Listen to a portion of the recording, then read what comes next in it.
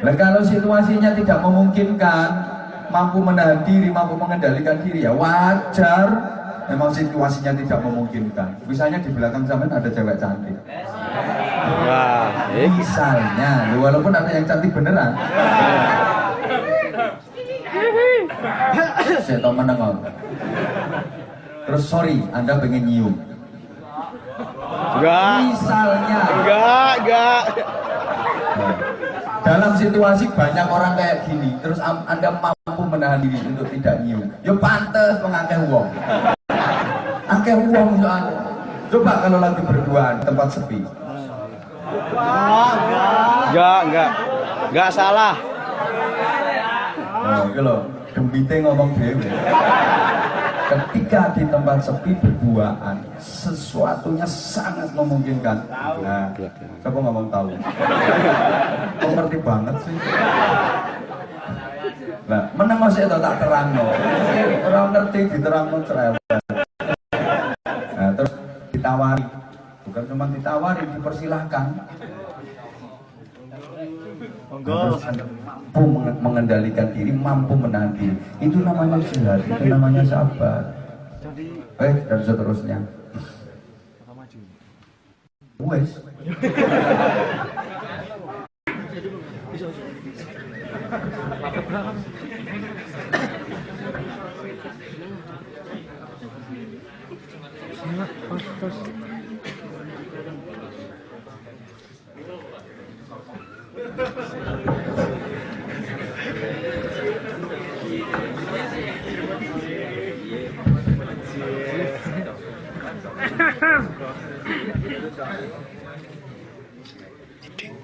Assalamualaikum warahmatullahi wabarakatuh. Bismillahirrahmanirrahim. Alhamdulillahilladzi hadana li hada wa ma kunna linahtadiya laula an hadana Allah. Asyhadu an la ilaha illallah wahdahu la syarika lah wa asyhadu anna Muhammadan abduhu wa rasuluhu la nabiyya ba'dah. Allahumma sholli wa sallim wa barik ala sayyidina wa maulana Muhammadin sahibi syafa'at wa ala alihi wa ashabihi wa tabi'in wa man tabi'ahum bi ihsanin ila yaumil qiyamah. Subhanaka la ilma lana illa ma 'allamtana innaka antal alimul hakim. Rabbi shrah li sadri wa yassir li amri wahlul 'uqdatam min lisani yafqahu qawli. Rabbana atina min ladunka rahmah wa hayyi' lana min amrina rasyada. Amma ba'du.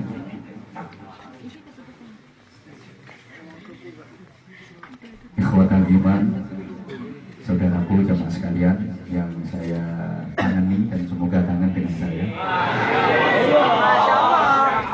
yang saya cintai dan semoga juga mencintai saya, yang saya hormati rahimakumullah. Alhamdulillah, kembali Allah menakdirkan saya bisa bersilaturahim dengan saudara-saudara muslim saya di negeri Ginseng dalam keadaan sehat walafiat. Kalau yang dulu musimnya dingin, yang sekarang dingin banget. Maka saya jadi teringat prinsip orang yang sudah tertata hatinya itu beda dengan orang awam. Kalau orang awam itu rata-rata menyikapi kehidupan ini ada dua, ada senang, ada susah. Tapi kalau orang yang tertata hatinya, hidup ini ada dua, ada senang sama senang banget. Ngapain hidup cuma sekali disusah-susahin? Rata-rata orang bilang hidup ini ada enak, ada nggak enak. Itu orang awam. Tapi kalau yang sudah tertata hatinya, hidup memang ada dua, tapi bukan enak sama nggak enak, enak sama enak banget. Kalau bahasa saya enak bingit. Subhanallah. Yang cowok makin ganteng-ganteng, yang cewek makin cantik-cantik. Tapi tidak mengherankan karena memang hidup di daerah dingin. Hasil riset saya, orang-orang yang hidup di daerah dingin itu putih-putih. Orang-orang yang hidup di daerah yang panas itu ya putihnya agak berkurang. Subhanallah, saya masuk ruangan ini sungguh spektakuler. Betapa kita dikepung dengan Asmaul Husna. Terlebih ini yang hadir diantaranya adalah imam-imam masjid, imam-imam musola. Mudah-mudahan betul-betul mampu menjadi pemimpin, karena hakikatnya setiap kita adalah pemimpin. Kullukum ra'in wa kullu ra'in mas'ulun an ra'iyati. Setiap dari kalian adalah pemimpin, dan setiap pemimpin akan dimintai pertanggungjawaban tentang kepemimpinannya itu. Maka kalau di dalam isyarah ayat Al-Quran, namanya pemimpin ini dalam skala makro, pemimpin wilayah yang mempunyai kekuasaan di setiap sekupnya. Tapi dalam skala mikro, sekali lagi, setiap kita adalah pemimpin. Itu sebagaimana ayat Al-Quran, pemimpin atau penguasa itu Al-Malik, harus Al-Qudus, As-Salam, Al-Mu'min, Al-Muhaimin, Al-Aziz. Namanya Malik, pemimpin atau penguasa itu harus Al-Qudus. Yang pertama, bersih hatinya, suci niatnya. Kalau pemimpin daerah, pemimpin wilayah, yaitu harus tidak cacat hukum, tidak cacat moral. Karena sekarang mohon maaf banyak sekali pelacuran intelektual. Dipikir aku gak bisa bahasa ini ya.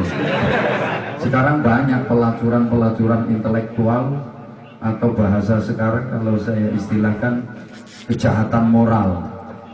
Dan ketika belum dapat jabatan, belum dapat kekuasaan, lantang dia berbicara, analisanya tajam, pemikirannya kritis, berantas korupsi sampai ke akar-akarnya. Tapi begitu sudah dapat posisi dan jabatan, jadi impoten. Lola. Itu kan pelacuran intelektual. Maka pemimpin yang pertama harus Al-Qudus, bersih hatinya, suci niatnya. Yang kedua, As-Salam, harus mempunyai tekad kuat untuk mensejahterakan yang dipimpinnya. Kalau pemimpin rakyat ya harus punya tekad kuat untuk mensejahterakan rakyatnya. Kalau masing-masing kita adalah pemimpin, paling tidak pemimpin bagi diri kita sendiri, harus punya tekad kuat untuk mensejahterakan diri kita sendiri, zahir batin dan dunia akhirat. Kemudian yang ketiga, Al-Mu'min, harus mempunyai keimanan yang kuat. Karena iman ini merupakan pondasi. Orang tidak akan mungkin bisa melakukan amal kebaikan kalau nggak punya dasar keimanan. Maka kalau Anda teliti ayat Al-Quran, tapi potong kamu gak kira kober. Makanya lu enak nurut aja, diomongin kiai manut. Semua ayat yang menerangkan tentang amal soleh, amal kebaikan itu pasti digandeng dengan iman. Karena nggak mungkin ada amal soleh kalau tidak ada keimanan. Amanu wa amilus sholehat, beriman dan banyak beramal soleh. Artinya iman ini merupakan penggerak amal soleh, dan amal soleh itu penguat keimanan. Semakin kuat iman, semakin banyak amal soleh. Semakin tipis iman, semakin sedikit amal soleh.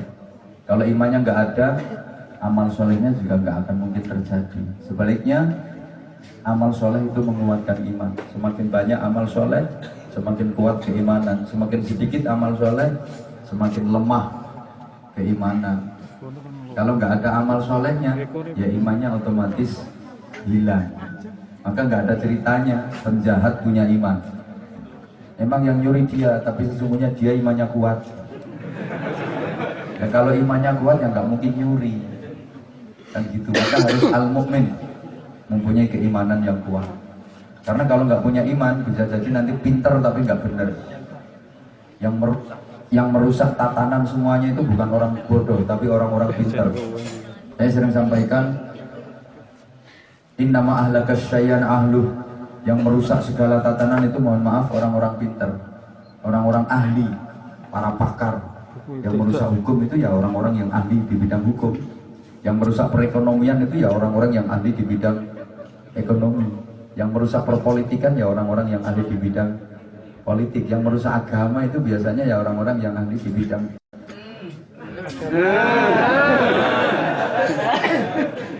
bisa kerumuan. Ya biasanya seperti itu memang. Maka maling pintar jauh lebih berbahaya daripada maling goblok. Ya kalau maling pintar itu udah alatnya kecil, kadang sekarang main tutul triliunan dapatnya. Tapi kalau maling goblok mau nyuri ayam, bukan ayamnya yang ketangkep, malah dianya yang ketangkep. Maka harus al-mu'min, berikutnya al-muhaimin, harus dapat dipercaya, harus jujur. Al-aziz juga harus kuat, kriteria pemimpin. Berkaitan dengan malam ini, malam tahun baru Masehi, alhamdulillah kita ditolong oleh Allah, dikumpulkan di majelis yang luar biasa. Mungkin di tengah kebanyakan orang saat ini sedang berpesta pora, berhura-hura. Kalau saya bilang mungkin dalam setiap tahun itu malam dan hari di mana paling banyak terjadi kemaksiatan di muka bumi ya malam tahun baru. Kalau dihitung mungkin ya, saya sendiri alhamdulillah belum pernah.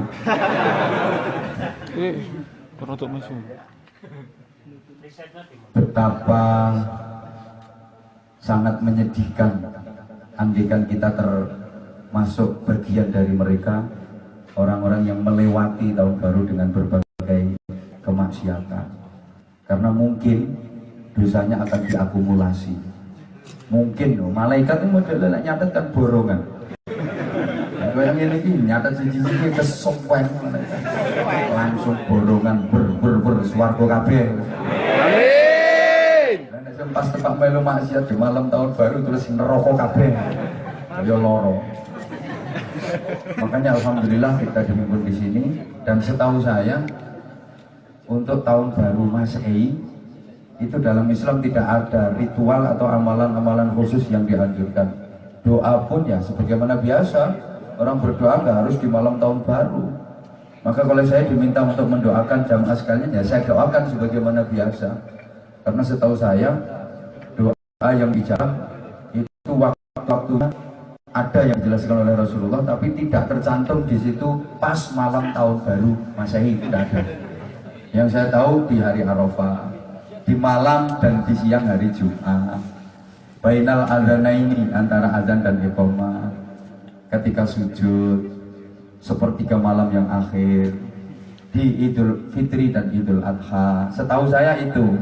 Jadi nggak ada waktu yang doa diijabah kok pas pergantian tahun baru Masehi. Saya belum pernah mendengar atau mempelajari keterangan seperti itu. Kalau berdoa ya iya, kapanpun kita diperintah untuk berdoa.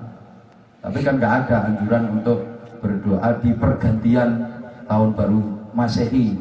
Saya belum pernah tahu itu. Ya mungkin karena gobloknya saya. Kalau saya saja goblok, apalagi sampai ya. Yang kita sama-sama goblok, kan saya sering sampaikan hakikatnya manusia itu goblok karena ilmu hanya milik Allah, kepandaian hanya milik Allah. Ketika manusia dianggap berilmu dan pandai karena saat itu dia sedang berada dalam naungan cahaya Allah, dia sedang berada dalam hidayah Allah. Kalau nggak seperti itu ya goblok semua. Maka kalau dibilangin goblok ya nggak usah marah lah. Kadang-kadang ada statement goblok ngono kok mangkel. Itu kan bahasa kasar, kan tidak semua yang kasar itu jelek. Tidak semua yang halus itu bagus. Kadang-kadang halus mencelakakan. Lumut kan halus. Liwati kok biasa. Jenggot yo kasar, janggut yo kasar, tapi yo ngangen yo.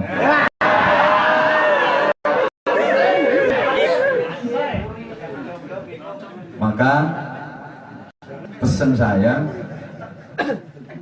dimanapun, kapanpun, kita harus sadar bahwa kita adalah bangsa Indonesia yang beragama Islam. Saya ulang, kita ini bangsa Indonesia yang beragama Islam. Artinya dimanapun, kapanpun, keindonesiaan dan keislaman kita jangan sampai lentur, apalagi luntur. Gara-gara udah tinggal di negeri ginseng ini terus cintanya kepada Indonesia lentur, apalagi sampai luntur. Wis gak gelem Indonesia belas. Gara-gara pergaulan atau kehidupan di sini yang menurut Anda enak, nyaman, kemudian keindonesiaan Anda hilang. Jangan. Kita ini bangsa Indonesia, dikenal dengan dulu bahasanya adat ketimuran, tapi memang kita bangsa Indonesia ini bangsa yang adiluhung, menjunjung tinggi etika, menjunjung tinggi moral, akhlak dikedepankan. Dan cinta tanah air itu jangan dibilang nggak ada dalilnya. Ada. Rasulullah bersabda, uhibbul arab,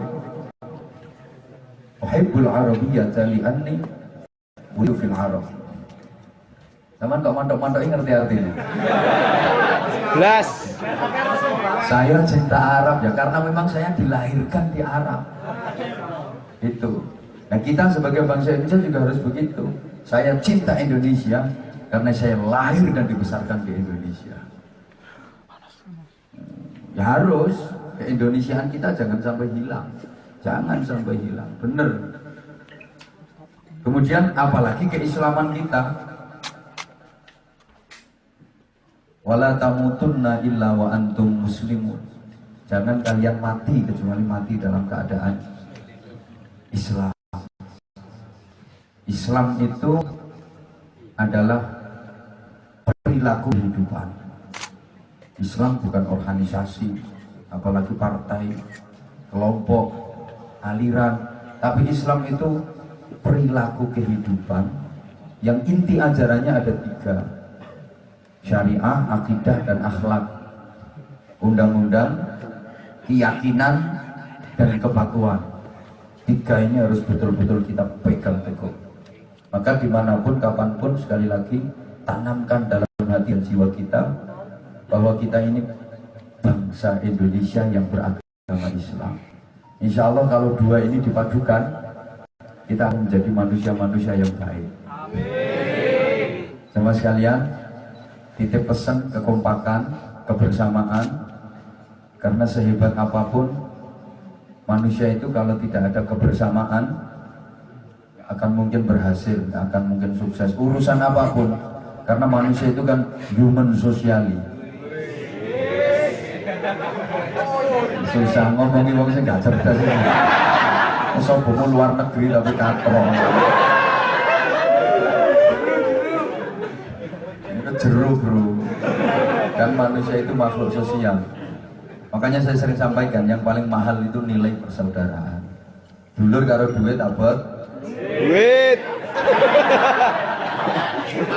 Orang kemplo ya kayak dulur karo duit abot coba duitmu wakeh gak duit dulur gak duit konco. Ayo duitmu wakeh tapi nggak punya saudara, nggak punya teman, urip ijek di tengah roro jadi ketua suku Blekong. Tapi meskipun nggak punya duit, kalau dulu korone akeh, oh enak akeh sing nulung, akeh sing bantu, gitu loh. Banyak teman, banyak saudara, pasti banyak nolong, banyak bantu, banyak yang mendoakan. Semakin banyak yang mendoakan semakin enak. Soalnya potonganmu kondongo dewe yang males. Gitu loh, kalau ada apa-apa tuh banyak yang mendoakan. Apalagi nanti kalau sampean mati, salah satu yang bisa diharapkan kan doa. Jaga no amal, ngono gak tahu tahajud. Poso Senin Kemis juga tahu, zikir baca Quran jarang. Apa yang mau diandalkan? Duit salah satunya. Duit mana? Duit mau katakan genyuap mungkar nakir. Enggak doyan. Ya doa. Nah, kalau semakin banyak teman kan semakin banyak yang mendoakan. Teman sama nggak teman itu beda. Konco ini doa itu temenan. Tahlil misalnya, yang ngomong duit tadi misalnya kok mati. Misalnya, misalnya. Nah, terus bareng-bareng ditahlili. Wah ini ya tahlilnya menahan eling koncoku yang la ilaha illallah, la ilaha illallah, la ilaha illallah. Ya Allah semalam masih bengok duit loh. Terus mati dah ilaha illallah, la ilaha illallah. Padahal pas kumpulan di lungguh yang no pinggirku, tapi mati dah ilaha illallah. Semangat. Tapi nek gak konco yo gelem to ya.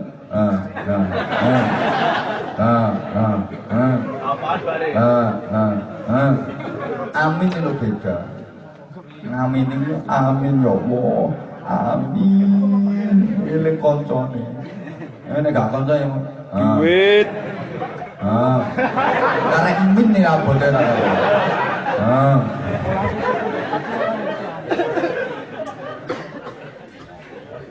Siapa ngomong terah? Niati ibadah, niati berjuang. Berjuang itu kan sesuai porsi. The right man on the right job, right man on the right place. Ngelik balen ini gak kena ya? Gak kena juga. Kullu ya'malu ala syakilati. Saya gak ada sama kangen sampai aku kan gini-gini. Yang paling ketemu satu-satunya ngobrol rawani guyon. Aku kan fair, makanya mohon maaf kadang-kadang aku ngomong pakai bahasa kasar, bahasanya begecil-begecil. Itu tujuan saya agar begecilnya mau datang dan begecilnya mikir, oh tiba kiainya pada begecil. Akhirnya kan terus siapa ngomong cocok. Kamu gak tahu banget sih. Gasak ale. Makasih. Dan memang ngaji ini kan bukan hanya konsumsinya orang-orang yang khusuk-khusuk, yang santri-santri temenanan kan. Justru sasaran saya itu ya begecil-begecil. Kalau santri wis pinter-pinter ngaji kan tinggal mengamalkan ilmunya. Tapi lek model sing bengok-bengok cocok banget. Iki kan gak bangsane aku sing jarap ini kemarin. Kudu padha begecil. Yang tahu dunia berkecil harus sama-sama berkecil. Nyambung banget. Nah, berjuang sesuai dengan bidangnya, Sampai berjuang melalui kerja, melalui bangun musola, mengembangkan Islam di daerah yang notabene minoritas. Wah ini nilainya luar biasa. Dulu Rasulullah juga seperti itu. Islam itu dulu terasing. Ja'al Islam gharib. Islam itu dulu datang dianggap asing. Rasulullah berjuang sendirian. Ijen bro, oleh konco siji garwani Sayyidah Khadijah, tambah konco maneh Abu Bakar Siddiq. Tapi akhirnya subhanallah luar biasa. Orang-orang yang dulu memusuhi malah menjadi pembela Rasulullah. Rata-rata yang membela Rasulullah itu kan mantan-mantan musuhnya. Bagaimana Umar bin Khattab ketika belum Islam selalu memerangi Islam dan mengancam akan membunuh Rasulullah. Tapi akhirnya menjadi pembela, berada di garis terdepan, mempertaruhkan harta benda, jiwa, raga, bahkan nyawa sekalipun untuk Islam. Khalid bin Walid, dulu musuh besar. Waktu perang Uhud, Khalid bin Walid itu masih musuh, panglima perang kafir. Tapi akhirnya menjadi pembela Rasulullah. Saking telatennya Kanjeng Nabi.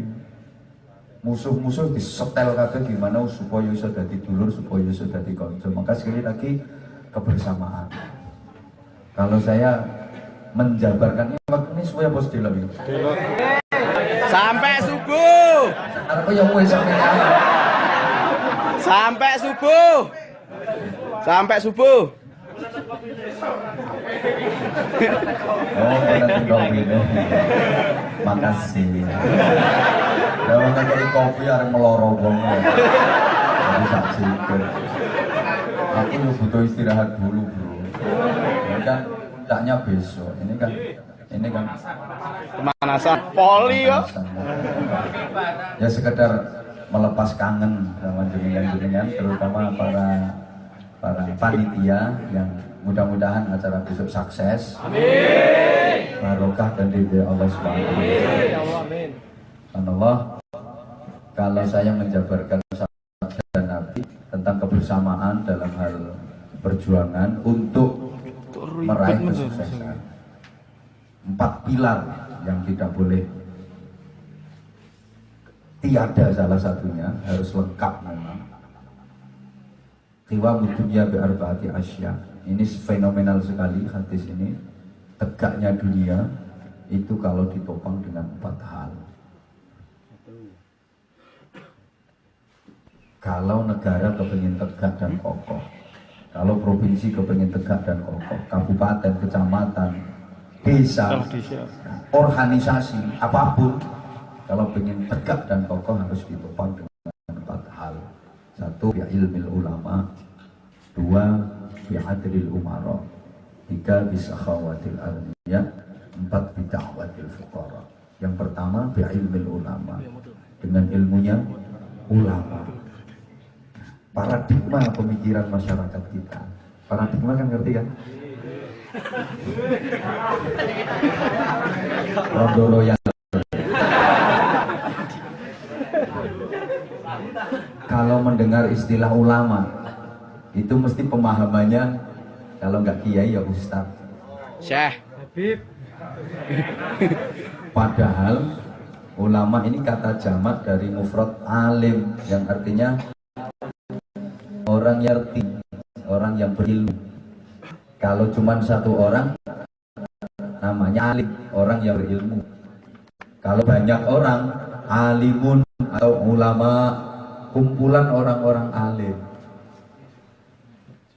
Jadi ulama itu sebenarnya umum sifatnya. Orang-orang yang mempunyai kemampuan dan pengetahuan lebih sesuai dengan ahlinya. Orang yang mempunyai kemampuan dan pengetahuan lebih di bidang agama namanya kiai, ustaz. Kalau orang Sunda ajan, kalau orang Banjar tuan guru, kalau orang Madura kiai, Syekh, ya ustaz. Yang punya kemampuan dan pengetahuan lebih di bidang ekonomi namanya ya ekonom, itu ulama ekonomi. Kok guyu tuh? Iya, ulama ekonomi. Yang punya kemampuan dan pengetahuan lebih di bidang sosial kemasyarakatan namanya sosiolog, itu ulama sosial. Yang punya kemampuan dan pengetahuan lebih di bidang kriminalitas namanya kriminolog, itu ulama kriminal. Ulama di bidang kriminologi gitu loh. Yang punya kemampuan dan pengetahuan lebih di bidang teknologi namanya teknokrat, ulama teknologi. Sampai kira-kira ulama TKI. Yang punya kemampuan dan pengetahuan lebih di bidang politik namanya politisi. Ini ulama politik. Dulu namanya politikus, tapi karena terlalu banyak yang berubah jadi tikus, Jadi poliklinik. ganti politisi. Isin karo dhewe. Poliklinik. Isin karo dhewe. Nah, dengan ilmu, tugas manusia sebagai khalifah fil ardi bisa terlaksana dengan baik. Maka ayat yang pertama kali turun diwahyukan kepada Rasulullah, dan itu tanda kenabian, itu tentang ilmu. Allahumma sholli ala Muhammad. Saking pentingnya ilmu itu dalam Quran disebutkan sampai 854 kali. Tak percaya itu kan? Apa ya kober? Mengaku gak tahu gitu. Kok ngerti? Ya ono keterangannya. 854 kali. Saking pentingnya. Iqra bismi rabbik. Iqra itu dimensi intelektual, bismi rabbik dimensi spiritual. Orang ngerti ya wis pokoknya masya Allah kan kita paham. Bacalah dengan menyebut nama Tuhan. Kan gitu. Iqra itu menjadikan pinter, bismi rabbik menjadikan benar. Berarti kan diharapkan umat manusia ini jadi pinter dan benar dan pinter. Jangan cuma pinter tapi nggak benar, jangan cuma benar tapi nggak pinter. Itu sama-sama punya kelebihan, punya kekurangan, tapi juga nggak benar, nggak baik semua itu. Kalau cuma pinter nggak benar, akhirnya minter itu. malah merusak. Bener tapi gak pinter, yo nganyel no. Bener tapi gak pinter, jengkel no. Dari mana kamu? Di belakang. Mau ke mana? Nah, mau ke depan. Kan bener nih, tapi gak pinter soalnya masih dijotosin kok. Gasak le. Alamatmu mana? Indonesia. Ya kan bener tuh. Rumahmu mana? Kata gue. Ya bener nih omah gue berpicot. Tapi itu orang yang nggak pinter itu, mesti dihantemin wong. Nah, sehingga saya secara pribadi, subhanallah, salut, bangga betapa teman-teman PKI, apa KMI, apa BMI istilahnya di Korea ini banyak sekali merintis berdirinya masjid, mendirikan masjid-masjid, musola-musola. Ini sungguh luar biasa karena masjid, musola itu merupakan laboratorium rohani untuk membentuk karakter manusia agar menjadi pinter dan benar, benar dan pinter. Dan sering saya sampaikan,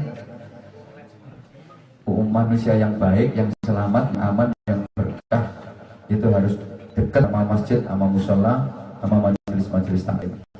Insyaallah. Manusia dengan masjid, musola, majelis taklim itu gambarannya kayak ikan sama air.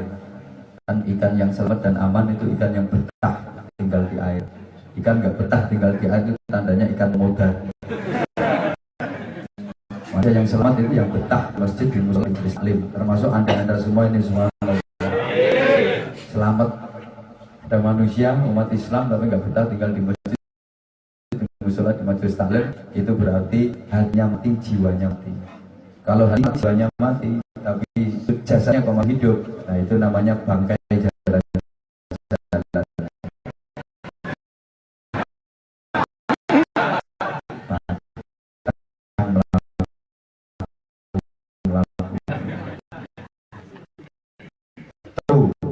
Dengan ilmu dan misalnya masuk ketika merasa dirinya mampu, ketika merasa dirinya bisa, ketika merasa dirinya punya, itu manusia sering lupa diri. Halo. Kadang-kadang punya duit banyak dikit aja udah lupa diri. Lali kawinane. Gajinya tinggi dikit aja udah subhanallah, melakukan booking tiket. Sering lupa diri. Macake wis kayak bos. Padahal utangnya orang nyaur. Ada loh yang bertahun-tahun di Korea modal utang tapi saiki loro disauri utangnya. Oh, nek wong ya teko kok. Guyu ya. Yang guyu. Ya, alhamdulillah orangnya juga ketawa. Oh, nek punya duit akeh tipis, masya Allah, gak betah wong. Meletene lho gak betah. Ka enenge cewek itu dicapri, diinboki kabeh.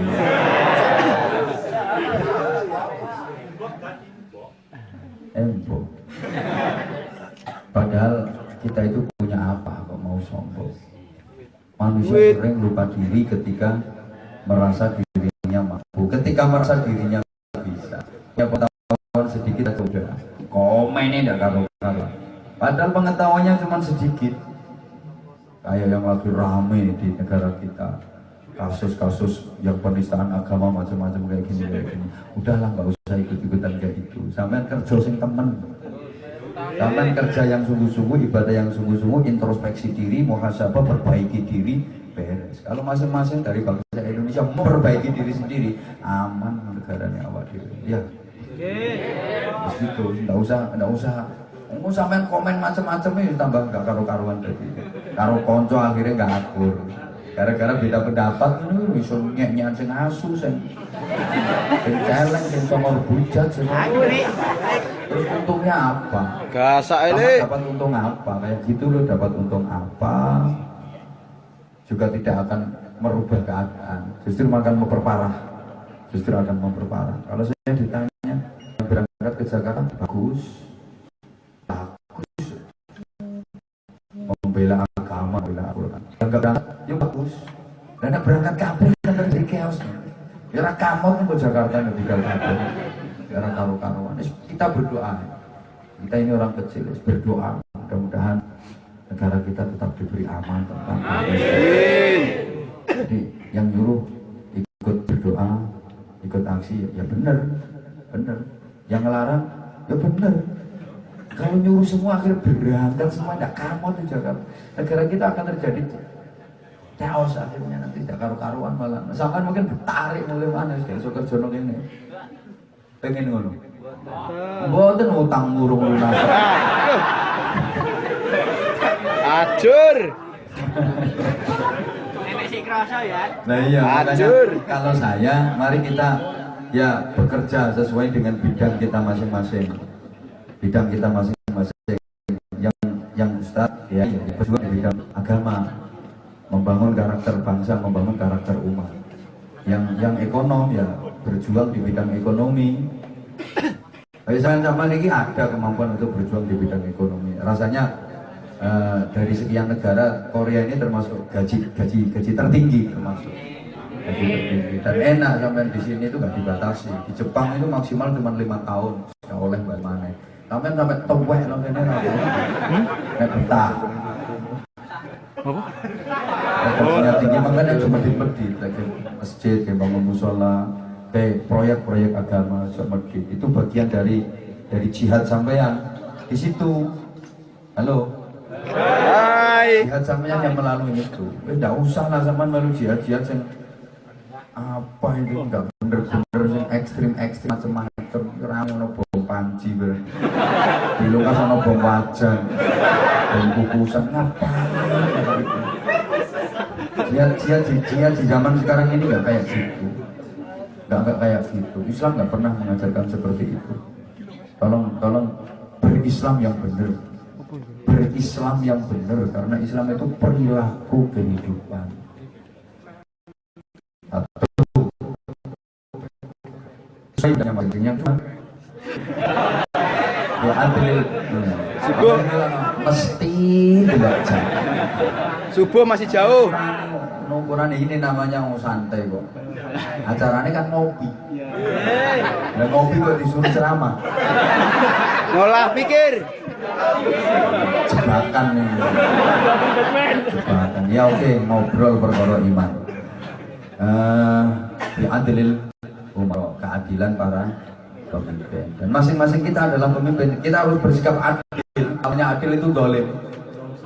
Nah, kalau pemimpin adil, maka pasti terjadi ketentraman karena rakyat yang dipimpin itu merasa terayomi. Nah, sampean sebagai pemimpin-pemimpin di musola, di masjid ya harus betul-betul bersikap adil kepada teman, kepada jamaah, kepada semuanya, mengayomi tugas pemimpin itu. Maka pemimpin yang adil itu besok di akhir termasuk 7 golongan manusia yang mendapatkan perlindungan dari Allah di hari di mana tidak ada perlindungan kecuali dengan Allah. Satunya pemimpin yang adil. Kenapa? Karena waktu di dunia menangi banyak orang. Cirinya mampu mengendalikan diri. Mampu mengendalikan diri untuk tidak mementingkan pribadinya, kelompoknya, tapi lebih mementingkan umat, mementingkan apa ya, kepentingan bersama. Kepentingan bersama. Nah, kita dilatih sebagai umat Islam untuk mengendalikan diri. Karena salah satu sumber kenapa manusia salah dan berbuat dosa itu tidak mampu menahan diri, tidak mampu mengendalikan diri. Latihannya pakai ibadah yang namanya puasa. Itu yang paling strategis. Puasa itu latihan pengendalian diri, latihan mengekang nafsu, latihan menahan diri. Cuman kawan-kawan sekalian, pengendalian diri orang yang berpuasa itu hanya bukan pada setelah maghrib. Kalau di siang hari mampu menahan diri, tidak makan, tidak minum, wajar dong yang lagi puasa. Situasinya tidak mendukung, situasinya tidak memungkinkan. Yo pantes aja kuat gak mangan gak ngombe ancene poso. Tapi setelah maghrib dulu biasanya kan balas dendam.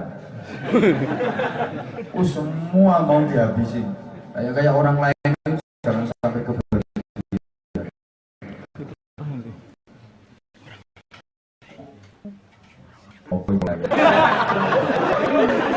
Lagi kan mohon maaf ya kalau pejabat biasanya sebelum dapat jabatan ya kowar-kowar gak karuan ramai, berantas korupsi sampai ke akar-akarnya. Tapi begitu dapat kedudukan, malah dikroni baru. Nah ini kan podo karo wong poso, siang hari yuk bisa sabar, bisa jujur, bisa ikhlas, tapi setelah maghrib wah semua dia sih kulo in on. Oh, ayo kita suara itu kan dia bisa mengendalikan diri, bisa menahan diri, jujur, sabar, ikhlas, tapi lepas maghrib wah kullu syai'in segala sesuatu itu kan nggak benar namanya. Maka hakikat jihad dan kesabaran itu adalah mampu menahan diri, mengendalikan diri dalam situasi yang mungkin. Kalau situasinya nggak mungkin mampu menahan diri, yuk pantes memang situasinya nggak mungkin. Sabar, jihad itu kemampuan menahan diri, kemampuan mengendalikan diri dalam kondisi yang mungkin.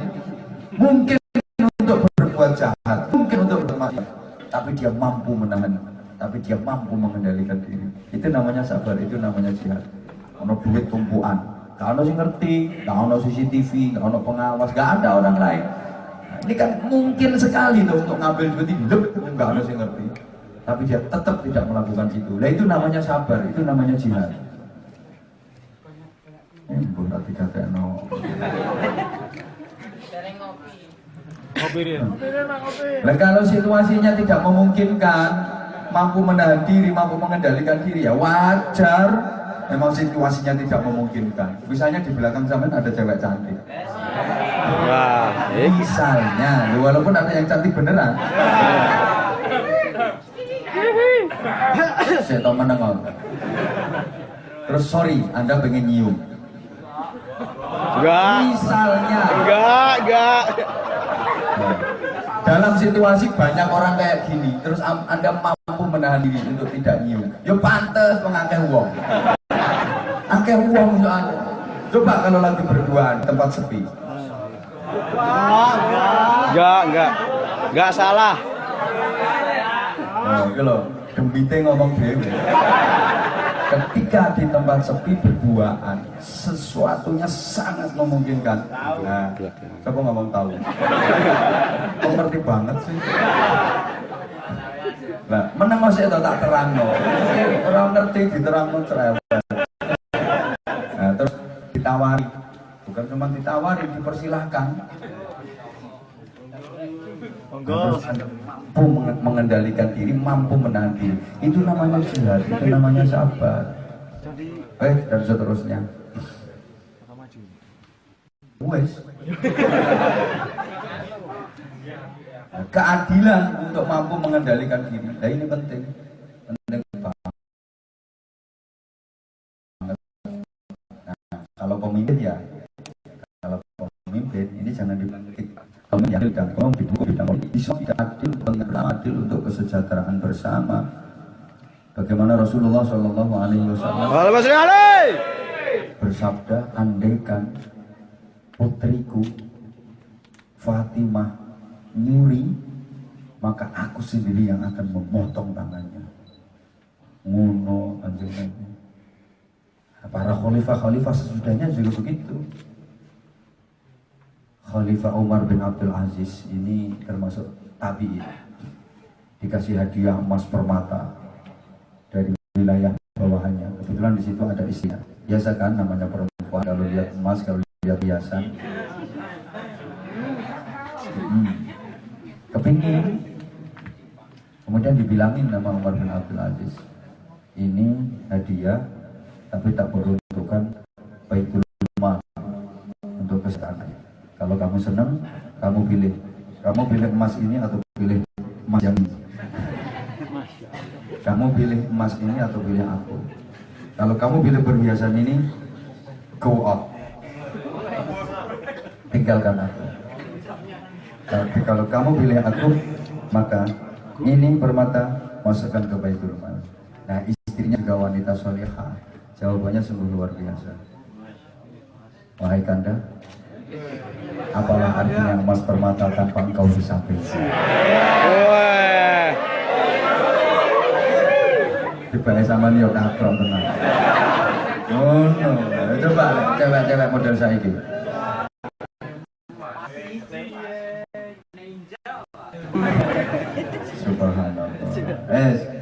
Yang ketiga, isakhawatil aghniya, kedermawannya orang-orang kaya.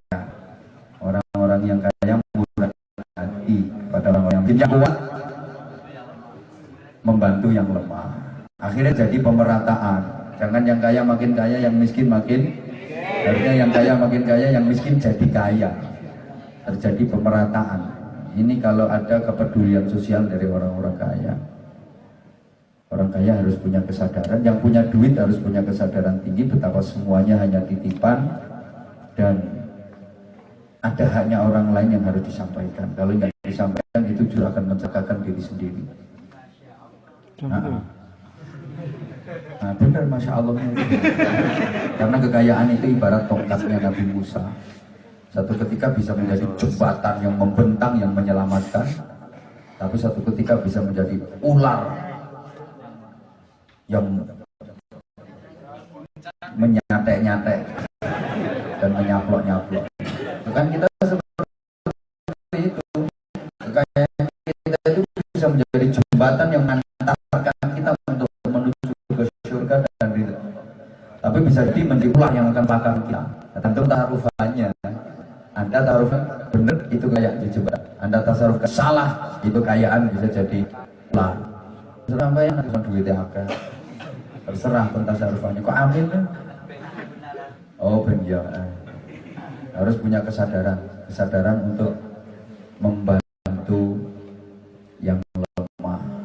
Sekali lagi terjadi pemerataan. Ya memang harus latihan. Tanpa ekonomi perjuangan ya sulit. Mau bangun masjid, kepengurusan dan panitianya kiai semua. 100 tahun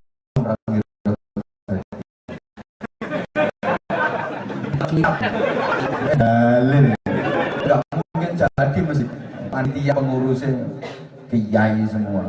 Mau bangun masjid yang isinya kiai, gak jadi masjid, gak jadi di Fatihah ya. Allah Ta'ala. Ya kudu anak sing sugih, kudu harus ada orang kaya. Bangun masjid kok ustaz kabeh. Yang bangun masjid ya baru sampean sampean ngene iki. So, kiai ku sing bagian makmurno masjid. Kan sing golek duit sampean. Kiai sing nampani duwike. Ya untuk kesejahteraan santri, kesejahteraan umat. Ngono lho, Bro. Ya, pentasarufannya harus benar. Sekali lagi, nggak boleh membanggakan itu. Filosofi ini kayak tukang parkir. Ya, tukang parkir itu dititipi mobil berapapun, mobil semua apapun, nggak pernah dibanggakan. Wah, mobil gua ini.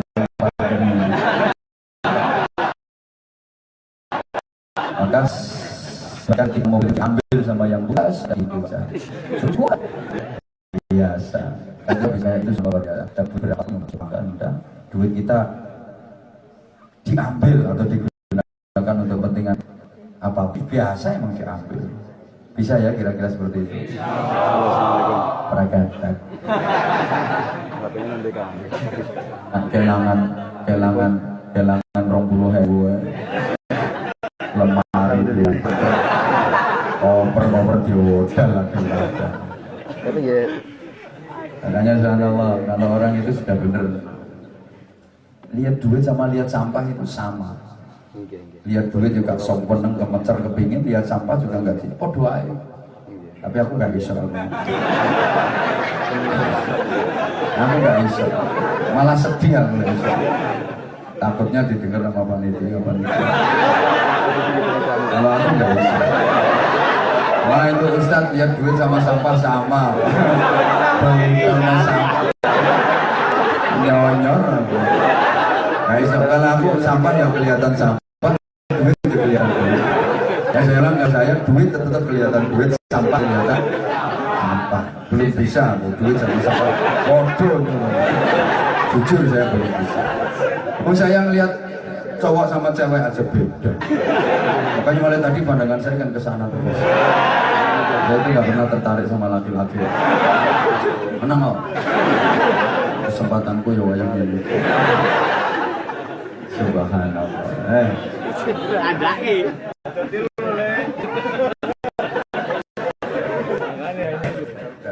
Nah terus, yo.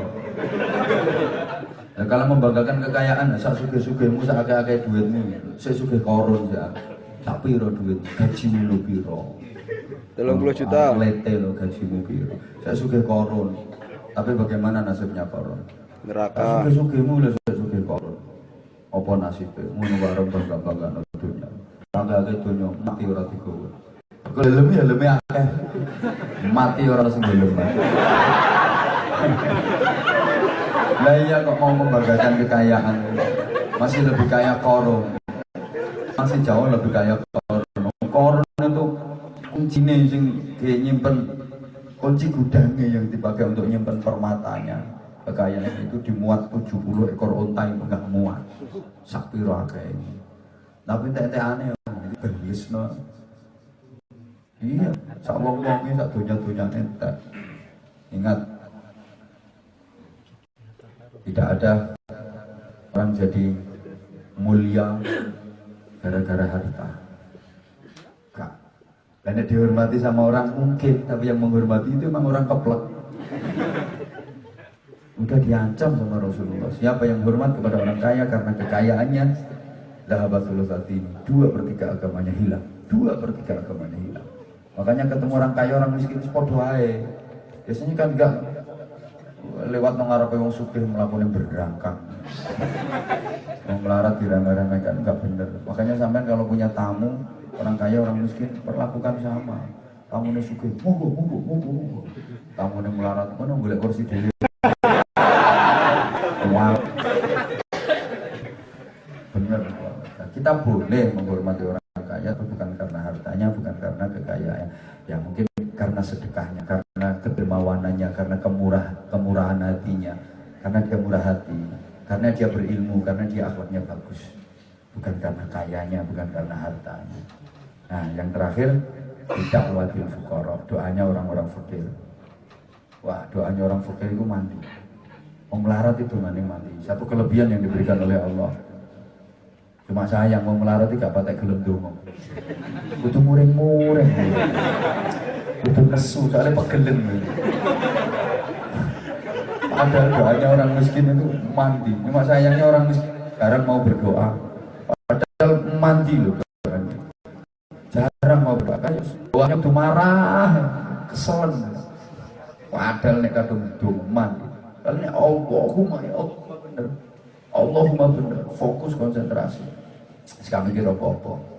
Ini suka kan Allahumma mikir iki, Allahumma mikir iko, Allahumma mikir iko, Allahumma mikir iko. Ini melarat arep mikir apa? Serang duwe. Pokoknya mandi teman. Ya Allah fauqal jamaah. Doa orang miskin itu didengar Allah. Rintihan hati orang fakir itu mengguncangkan aras didengar Allah. Karena zaman pengen dengamu mandi melarat kau di sini. Ini kesempatan mandi dongo. Nyata pengen dongo mandi. Kadang direwangi tahajud tiap malam jam 12 sampai subuh. Teriak malam kepengin dongo mandi. Ada yang sering berangkat umroh kepengin dongo mandi. Ada yang riyadhah poso gak mangan sego, mangan godhong. Godhong bring.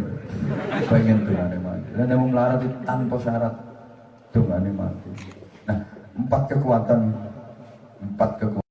ini kalau mau bekerja sama dan bekerja bersama-sama, organisasi apapun, bahkan wilayah segede apapun, seluas apapun, pasti akan kuat, pasti akan kokoh. Tapi nek kembang sentul, sijine ngalor, sijine ngidul, tidak ada sinkronisasi. Ya mesti amburadul. Apa ae amburadul. Filosofinya orang Jawa, filosofinya masyarakat kita, 5 jari jempol. Ini yang ulamanya.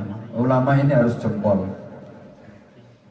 Jempol ini paling bagus, paling top. Kalau belum jempol belum ulama. Dan jempol ini jari yang paling luwes. Diketemukan dengan jari mati bisa berhadapan-hadapan. Luwes. Kenapa kok luwes? Ya karena ilmu dan wawasannya luas. Coba jempol ini sama ibu jari ya bisa ketemu adep-adepan. Sama jari tengah ya bisa ketemu adep-adepan. Sama jari manis bisa ketemu adep-adepan. Sama jari kelingking bisa ketemu adep-adepan. Cuma jari yang lain bisa. Bisanya cuma nama jempol. Lain gak bisa. Jari telunjuk sama jari tengah. Rai bisa adep-adepan. Padahal deket loh dia. Sama jari ini juga nggak bisa. Bisa enak ini. Nah itu namanya jari 10 5 jari. Kan ada bantah. Iya. Kali potong kamu kan seneng bantah. Aku kan ngomong 5 jari dan nek kiwa tengen kan berarti 10 jari. Ya iso nek kabeh kiwa. Nah iso katanya. Nah iso. Jempol tok itu bisa. Luwes harus seperti ini. Ini pemimpin, ini orang kaya. Makanya paling besar, paling tinggi. Ini penopang. Nah ini pemuda-pemudi. Makanya dikatakan manis. Nah ini orang miskin. Ini walaupun kecil tapi kadang-kadang ada hal-hal yang tidak dimampui oleh 5-4 yang besar-besar, tapi ternyata ini yang mampu. Maka jangan pernah dianggap sepele. Ya. Urusannya ya kadang-kadang ya cuma opelirung, cukelwat, ulercilite pite barang. Tapi tanpa ini ya, tanpa ini hampa. Bener, maka jangan pernah diremehkan. Ya, kuat tanpa ini. Dan sekali lagi kekuatan kebersamaan. Dan intinya kebersamaan dari kawan-kawan berjuang bukan hanya untuk diri sendiri dan keluarga, tapi untuk agama. Ini nilai luar biasa. Bisa jadi perjuangan Anda di sini ini jauh lebih bermakna daripada yang di sana-sana yang hanya penampilan luarnya saja. Maka orang berjuang itu diupayakan yang ikhlas. Nggak harus ketara. Apa ya? Nggak harus ketara. Nggak harus kelihatan. Kalau saya pahami itu seperti kopi. Ikhlas itu gula. Ya, sebentar lagi kan kopi itu. Pemanasan kopi ini biar mantep kasih contohnya.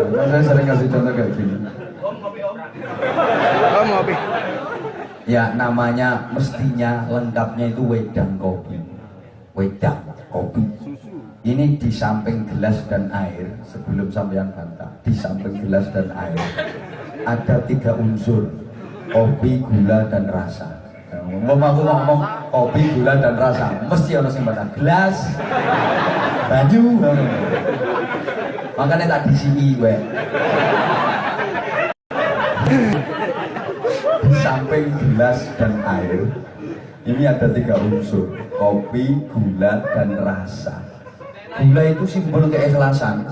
Kok bisa simbol keikhlasan? Iya berjasa, tapi nggak disebut. Dia nggak putus asa, nggak frustasi, nggak protes, biar nggak disebut, terus saja dia kasih rasa. Itu gula. Ketika kopi ini rasanya terlalu pahit, yang disalahkan siapa? Gula. Wah, gulanya kurang. Kopi pahit, gulanya kurang. Gula yang salah. Coba kalau kopi ini terlalu manis, yang disalahkan siapa? Gula. Kakean kopi lagi. Kakean gula nih. Ketika terlalu pahit, gula disalahkan karena dianggap kurang. Ketika terlalu manis, gula pula yang disalahkan karena dianggap kebanyakan. Tapi ketika perpaduan gula dengan kopi pas sehingga kopi terasa nikmat, yang dipuja siapa? Kopinya mantep. Kopinya jangan mantep. Terus kemana gula? Yang punya andil besar dalam membuat kopi ini terasa nikmat, mana gula? Kok nggak disebut? Tapi ketika terlalu pahit, yang disalahkan gula. Terlalu banyak, terlalu manis, yang disalahkan gula. Kebanyakan. Begitu rasa nikmat, karena perpaduan racikannya itu pas, yang dielem bukan gula, tapi kopi. Kopinya mantep, kopinya jos, kopinya sip. Ya, tapi sayang gula ini ratau ketok. Tapi dia terus saja dia kasih rasa, terus dia kasih rasa. Dia nggak disebut walaupun dia nggak kelihatan. Terus ikhlas memberi kenikmatan pada gula. Giliran elek disebut penyakit itu jadinya penyakit gula. Gak ada penyakit kopi. Ya kan? Giliran elek gula disebut. Wah ini penyakit gula. Orang yang berjuang yang ikhlas seperti itu. Wes saya nggak harus jadi ketua, saya nggak harus nampak gini. Pokoknya terus berjuang. Makanya orang beribadah itu pun nggak usah hitung-hitungan pahala. Aku kadang kalau ditanya, Pak katanya kalau melakukan ibadah begini itu dapat pahala begini. Aku jawabnya simpel, mohon maaf saya tidak termasuk panitia pencatat pahala. Kebetulan waktu pendaftaran saya nggak ikut. Ibadah itu dilaksanakan, gak usah hitungan. Yang penting kita kerjakan dengan ikhlas. Urusan pahala itu urusan Gusti Allah. Ngapain zaman mikir pahala bareng? Dibenerin ibadahnya. Bener aja belum tentu kok hitung pahala. Pahala itu urusan Allah. Nah, gitu aja. Kalau kita mau punya prinsip seperti itu ya nggak kudu ngitung-ngitung elek wong. Ngapain ngitung-ngitung elek wong? Iku sono petugasnya dewi. Yang tukang ngitung elek wong malaikat atet. Ngapain sampean melu-melu? Malaikat atet itu gak tau kualan kok. Gak butuh bantuan. Cukup rokib atet yang mencatat dan menghitung amal baik dan amal buruk manusia. Sama gak usah melu-melu. Itu tugasmu. Ngapain melu-melu? Ngitung elek wong. Nah itu elek wong apa? Maka dari itu kita butuh dua cermin. Cermin yang pertama untuk melihat kebaikan orang lain. Cermin kedua untuk melihat kejelekan diri kita sendiri. Zaman rata-rata kan kualik tuh. Cermin ini nganggo delok apike dhewe karo delok eleke wong liya. Oi. Ya wis ngono ae. Moh. Sekolah susah istirahat malah sesuk gak iso ngaji. Ya.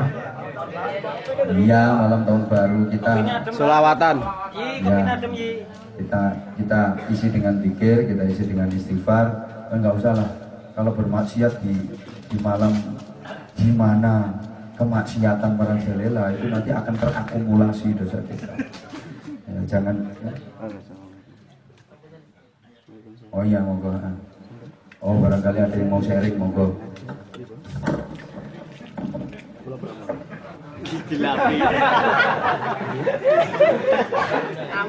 Monggo rekan-rekan yang mau tanya jawab, yang teman-teman yang tanya, Romo Kiai Haji yang jawab, diberi 2 kesempatan, laki-laki 1, perempuan 1. Monggo.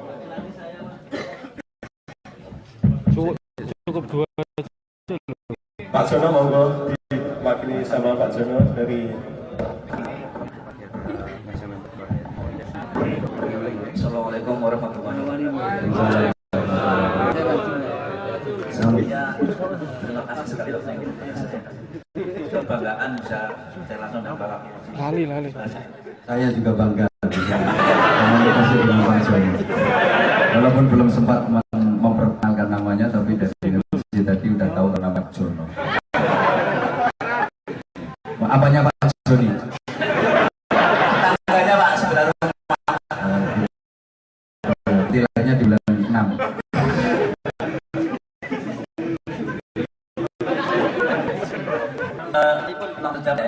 Di dalam Al-Quran ada yang namanya ayat mutasabih. Mohon jelas maksudnya. Yang pertama, yang kedua, mereka kita tidak kenal pada ayat ini. Itu yang pertama. Masuk terakhir. Masuk masing lah. Assalamualaikum warahmatullahi wabarakatuh. Segala sesuatu harus diserahkan kepada ahlinya. Ini kan tadi sudah saya sampaikan. Kullu ya'malu ala syihati. The right man on the right place. Kalau ayat mutasyabihat itu kita harus kembali, sekali lagi kita harus kembali kepada para ulama ahli tafsir. Karena memang justru ada ayat yang sama sekali tidak bisa dipahami oleh apapun, ahli tafsir sekali berapapun, tidak akan bisa memahami itu. Semua ahli tafsir itu mengatakan Allahu a'lamu bi muradihi bidzalik. Hanya Allah yang maha mengetahui tentang apa yang dikehendaki dengan itu, seperti ayat-ayat yang pakai huruf alif lam ra, ha mim yasin toha nun qaf itu kan maka asakoyo ngasako ain sin qaf, maka itu harus dikembalikan kepada penafsiran dari ulama-ulama yang ahlinya. Jadi kita tetap mengacunya kepada tafsir, mengacunya kepada ilmu tafsir. Kita jangan pernah mengartikan ayat Al-Quran itu hanya pakai analogi kita sendiri, hanya pakai pikiran kita sendiri, hanya pakai logika kita sendiri, tanpa berpegang kepada ilmu tafsir. Walaupun kita sudah paham, walaupun kita sudah mengerti. Makanya di sini pentingnya orang belajar pakai guru. Orang belajar harus pakai guru. Pentingnya di sini. Yang kedua tadi apa? Oh, la yamassuhu illal mutahharun. Ayat. Ini juga masalah fikih. Ini juga masalah fikih. Sekali lagi ini masalah fikih, tidak boleh mendemek. Masun itu artinya menyentuh langsung. Masun itu artinya menyentuh langsung. Tidak boleh menyentuh Al-Quran kecuali orang-orang yang suci. Maka ini namanya fikih. Fikih itu tentang ijtihad. Sehingga sekali lagi berdasarkan ijtihad dari ahlinya.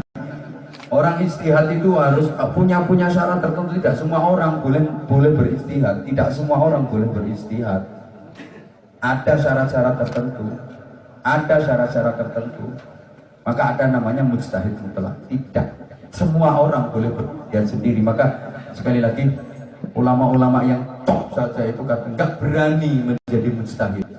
Lebih merasa aman ketika itba, lebih merasa aman ketika itba. Kayak Imam Ghazali nggak mau beliau menjadi mujtahid sendiri, lebih aman ketika merasa itba kepada salah satu madhab, ya gitu loh.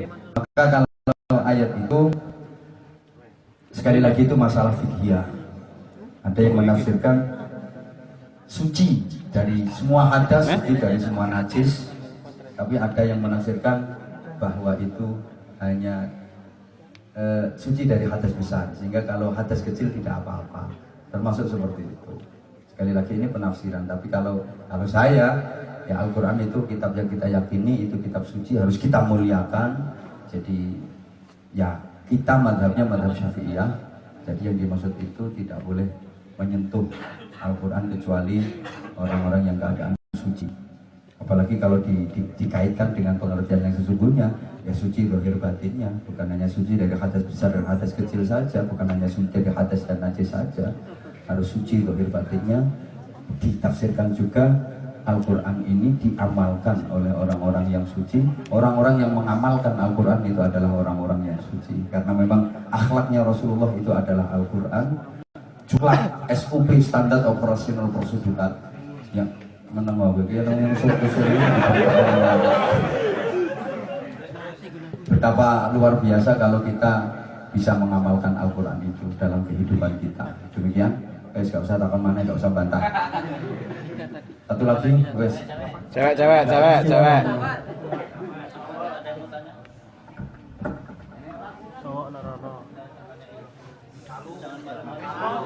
Assalamualaikum warahmatullahi wabarakatuh. Ikhwan lagi, Mbak. Cewek ngomong suaranya.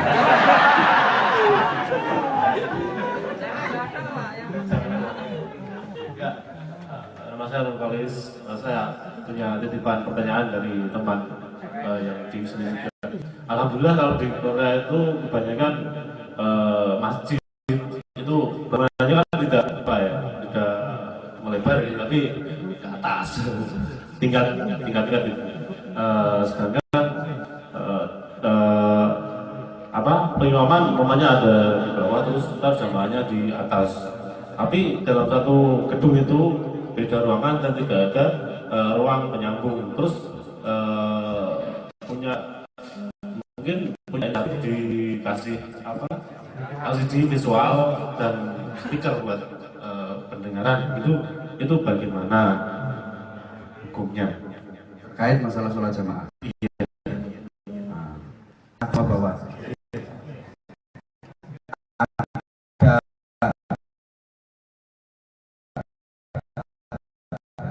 jalur yang kira-kira Maksudnya untuk anggaran ini apa sebenarnya ada seperti itu. Tapi sekali lagi hukum fikih itu bisa berdasarkan pertimbangan situasi, kadang-kadang situasional. Hukum fikih itu kadang-kadang situasional. Kaidah ad-darurah tubihul mahdhurah. Keadaan yang darurat itu bahkan kadang memperbolehkan sesuatu yang terlarang. Kalau memang kondisinya udah betul-betul darurat, kalau memang kondisinya udah betul-betul darurat, ya gimana? Tapi tetap diupayakan, semaksimal mungkin tetap diupayakan. Itu berkaitan dengan syariah, berkaitan dengan pelaksanaan sahnya ibadah. Bagaimana madhab yang kita ikuti, kan diupayakan kan tetap masih bisa. DKI penghubung. DKI penghubung. Kita sudah punya wewenang untuk mengelola dan mengatur bangunan masjid taruh seperti ini kan, dikasih penghubung, dibuka pintunya kan juga bisa, dikasih penghubung. Demikian, mudah-mudahan pertemuan singkat ini diridhoi Allah, ditolong. Lagi tujuan utama kita berjuang kebersamaan sangat diperlukan, ditata hati kita, ditata niat kita. Akan mana? Oke, aku susah malah nggak kuat ngaji. Terima kasih. Bahagia sekali, bangga sekali saya bisa bertemu dengan kawan-kawan di sini. Dan jika aku ngomong ya suwake ya sak jam. Langkung. Kita akhiri dengan doa sederhana. Mudah-mudahan kita senantiasa diberikan kesehatan lahir batin, diberikan kekuatan iman dan takwa, diberikan keistiqomahan dalam menjalankan aktivitas kita dengan niat ibadah untuk takarrub kepada Allah Subhanahu wa taala. Al-Fatihah. Bismillahirrahmanirrahim. Alhamdulillahirabbil alamin arrahmanir rahim maliki yaumiddin. Iyyaka na'budu wa iyyaka nasta'in. Ihdinas siratal mustaqim.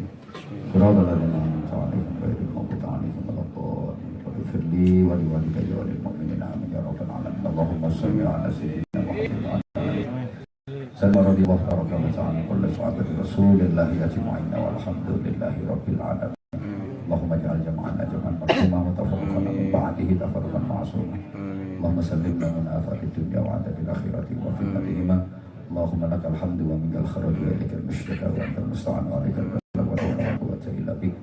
Allahumma inna nas'aluka al-khaira kullahu wa na'udzubika min syarri kullihi ya man yadil khairu kulluh. Rabbana atina fid dunya hasanah wa fil akhirati hasanah